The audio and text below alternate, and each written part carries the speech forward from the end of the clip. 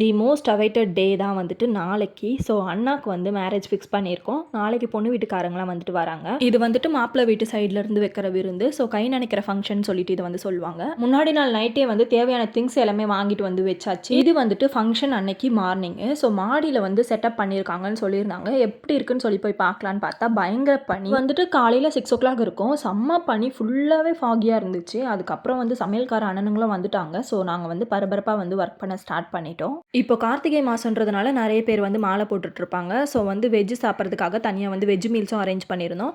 And அதுக்கப்புறமா வந்து biryani, 65, bread halwa இந்த மாதிரி தனியாக ரெடி பண்ணி வச்சுருந்தோம்.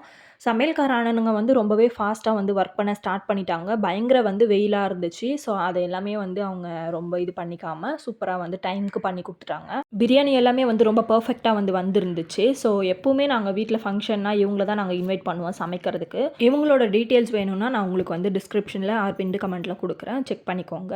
எல்லா வேலையும் முடிச்சுட்டு நாங்கள் ரெடியாக இருந்தோம். கரெக்டாக வந்து பொண்ணு வீட்டுக்காரங்களும் வந்துட்டாங்க. ஸோ எல்லா ரிலேட்டிவ்ஸும் வந்திருந்தாங்க. வீடே வந்து பயங்கர கலகலப்பாக இருந்தது. நாங்கள் எல்லாம் ரொம்ப நாளாக வெயிட் பண்ணிட்டு இருந்த மொமெண்ட் வந்து இதுதான். ஸோ வந்து எல்லாருமே வந்து பயங்கர ஜாலியாக இருந்தோம். அண்ட் நெக்ஸ்ட்டு வந்துட்டு கொஞ்சம் ரிச்சுவல்ஸ்லாம் இருந்துச்சு. ஃபஸ்ட்டு வந்து சாமி கும்பிட்டாச்சு. கும்பிட்டுட்டு அதுக்கப்புறம் கொஞ்சம் சில சடங்கெல்லாம் இருந்தது. அதெல்லாம் பண்ணிட்டு இருந்தாங்க. மாப்பிள்ளையை கூப்பிட்டு எல்லாருக்கும் இவர் தான் மாப்பிள்ளை அப்படின்ற மாதிரி இன்ட்ரடியூஸ் பண்ணி வச்சாங்க. அண்ட் அதுக்கப்புறமா வந்துட்டு அண்ணா வந்து எல்லாருக்கும் வணக்கம் சொல்லிவிட்டு அதுக்கப்புறம் கொஞ்சம் ரிச்சுவல்ஸ் இருந்துச்சு. அதை முடிச்சுட்டு எல்லாரையும் வந்து சாப்பிட கூட்டிட்டு போயாச்சு.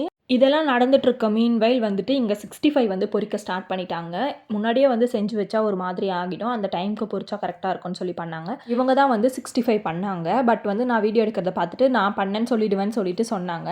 இல்லை, அவங்க தான் பண்ணாங்க. ஸோ அவங்களுக்காக தான் அந்த வீடியோ எடுத்துகிட்டு இருந்தேன். இவங்க பிரியாணி வந்துட்டு எப்பவுமே சூப்பர். அதே மாதிரி தான் வந்து ஃபுட் இன்னைக்கு ரொம்பவே நல்லா இருந்தது. எல்லாருமே நல்லா சாப்பிட்டாங்க. அண்ட் இந்த அண்ணனுங்களுக்கும் சாப்பாடு கொடுத்து அனுப்பிச்சிட்டோம். இதே மாதிரி நெக்ஸ்ட் வீடியோவில் பார்க்கலாம். பாய்.